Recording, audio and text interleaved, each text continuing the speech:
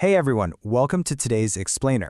We are diving into a concept that honestly sounds a little bit like science fiction, but is actually deeply rooted in hard-hitting cognitive neuroscience. It's called reverse journaling. Now, let me be crystal clear right out of the gate. This is not some mystical manifestation trick or just wishful thinking. Reverse journaling is a highly structured, neurobiologically grounded tool for serious behavioral change. It is all about literally programming your brain for success before the day even begins. So, I want to throw a question your way to start us off. What if you could remember tomorrow? I know, it challenges the entire traditional way we plan our days. Usually, we just jot down a to-do list and cross our fingers that it all gets done. But what if you could write tomorrow's history today, effectively remembering the success, the friction points, and the solutions before you even wake up? Okay, let's dive into our roadmap for this explainer. We are going to hit 5 key areas. First, writing tomorrow's history today. Then, the neuroscience of time travel. Third, why outcome fantasies actually fail. Fourth, real-world power applications. And finally, we will wrap up with a highly practical 10-minute daily blueprint you can start using immediately. All right, part 1, writing tomorrow's history today.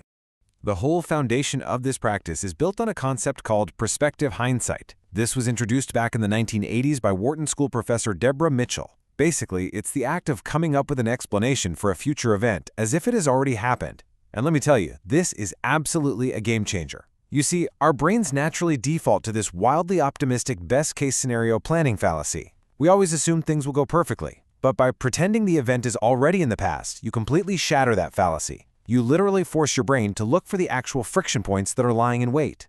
And the data on this is just beautiful. Research actually shows that looking backward from a simulated future increases your ability to correctly spot the reasons for future outcomes by a massive 30%.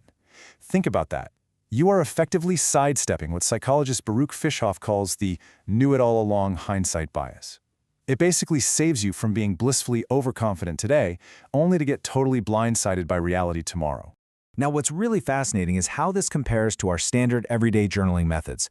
Things like traditional or gratitude journaling both have a retrospective temporal focus, right? They look backwards so you can process your emotions or catalog the good stuff that happened.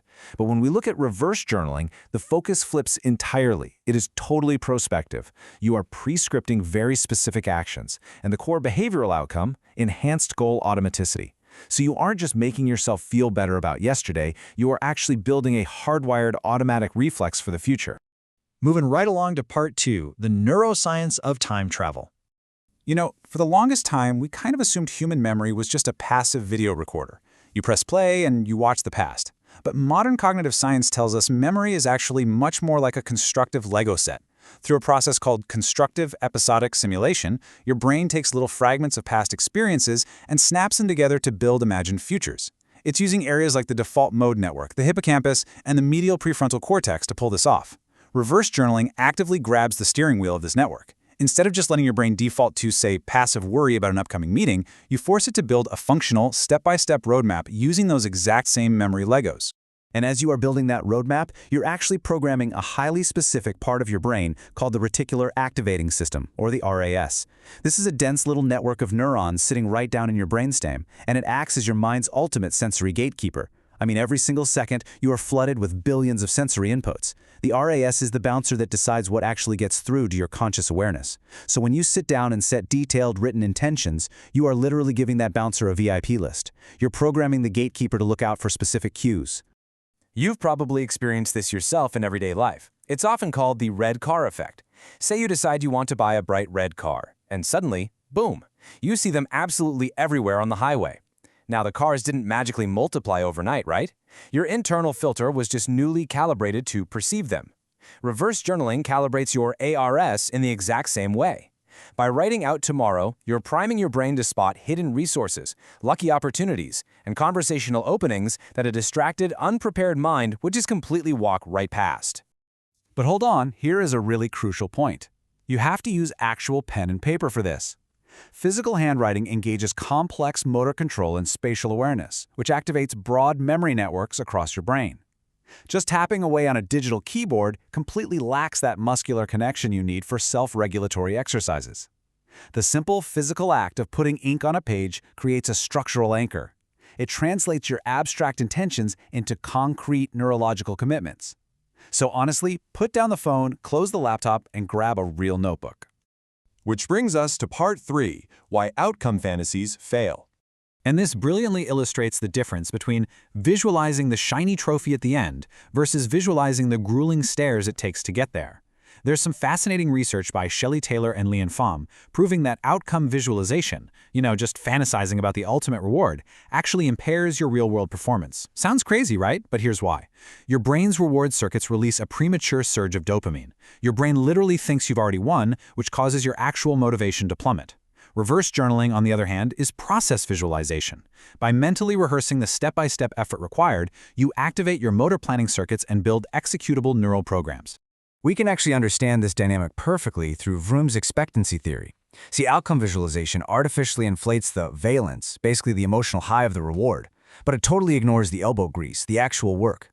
Reverse journaling, however, does something way better. It elevates your expectancy. It generates this resilient drive because it builds up your genuine belief that your specific effort will actually lead to success. You know deep down you can push that boulder up the hill, simply because you've already mentally rehearsed the exact step-by-step process to do it. And to really lock this in, reverse journaling uses psychologist Peter Galswitzer's implementation intentions. This is the ultimate conditional statement, going like, if this specific situational cue happens, then I will take this planned action. By actively embedding these if-then conditionals right into your journal, you effectively delegate behavioral control directly to your environment. You bypass ego depletion entirely. You sidestep decision fatigue completely because, well, the decision has already been made for you in advance. All right, let's look at part 4, real-world power applications. Let's take this out of the lab and into the real world. In the workplace, reverse journaling solves massive execution friction. Think about Eaton Burkhart's approach of merging planning and summarizing. Instead of planning your tasks in the morning and summarizing what you did at night, you just write tomorrow's summary today. It's actually really similar to the PR/FAQ strategy used by giant tech firms, where they literally write the final press release before coding a single line of a new product. Scripting your workday in advance like this completely eliminates that two birds, one stone administrative overhead, and it drastically minimizes your cognitive load and daily decision fatigue. And if you're in sales or negotiation, oh man, the applications are incredibly powerful here. Reverse journaling helps you avoid the reverse El Capitan effect, getting trapped in false choices, and it helps you map out highly realistic BATNAs, or your best alternatives to a negotiated agreement. But maybe even more importantly, it helps you de-anchor from aggressive counteroffers. By scripting exactly how you'll react to a tough, demanding client beforehand, you actively prevent your amygdala from triggering a messy fight or flight response. It ensures you stay perfectly cool and don't just blank out when the pressure is suddenly dialed up to 11. It even transforms our personal relationships. Look, in domestic conflicts, we all naturally default to defensiveness, right? Especially over stressful things like the household budget. But research by Stern and West shows that pre-scripting your responses actually acts as a shield against interpersonal anxiety. Couples who write out constructive responses ahead of time, something like, if my partner gets frustrated about the budget, then I will just listen calmly for 2 solid minutes. They are actively protecting their relationship. They're directing their attention outward to build rapport rather than just shutting down. Finally, we land on part 5, the 10-minute daily blueprint. So, how do we actually do this? Well, the practice relies on a few core proactive tools. First up is the double-barreled pre-mortem. This is where you imagine both a spectacular failure and a spectacular success for tomorrow, just to identify any sneaky vulnerabilities. Next is emotional clearing, getting to the bottom of the iceberg of today's emotional triggers. And the clinical data here is just stunning. Studies show this kind of structured expressive writing reduces anxiety by 9% and actually reduces PTSD symptoms by 6%. You can also use quick risk management techniques like a post-performance cooldown or a 15-minute bubble technique to just park unrelated worries right before you step into high-stakes moments.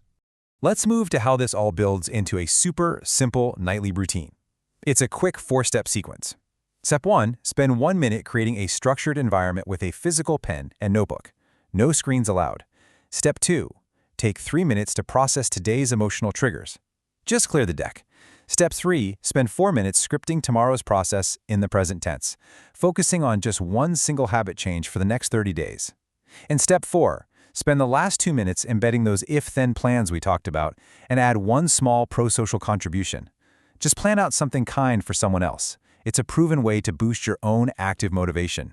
And the absolutely crucial point here is the time commitment. It is just 10 minutes. That is literally all it takes each evening to completely program your sensory filters, clear out your emotional baggage, and build these incredibly resilient automatic behavioral habits. Habits that will quite literally change the trajectory of your entire life.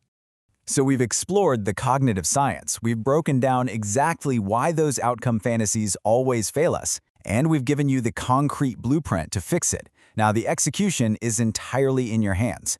So I'm going to leave you with this final provocative thought to chew on. Grab a physical pen tonight, open a real notebook, and ask yourself, what history will you write for tomorrow, tonight?